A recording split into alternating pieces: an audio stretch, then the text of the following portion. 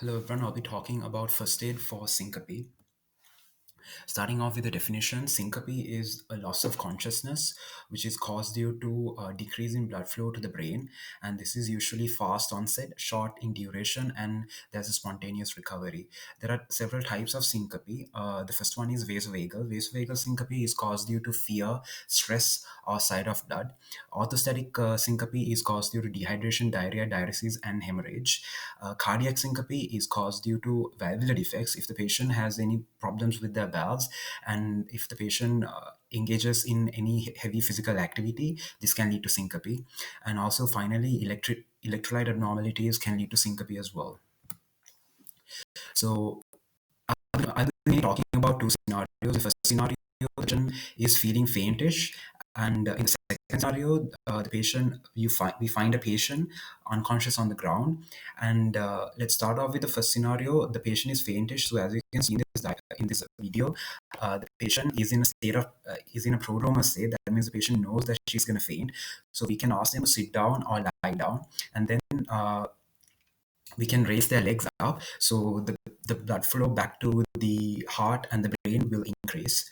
And then if the patient is wearing any tight clothing, we can loosen them up and provide fresh air by asking the bystanders to move away and by opening a window. The patient should typically recover in 1 to 2 minutes, and if the patient has recovered, we can ask them to sit up slowly as shown in the video. And if the patient needs water, we can allow sips of water, but we should never force water into a patient if the patient is unconscious, or spray water onto the face, because that can lead to asphyxiation.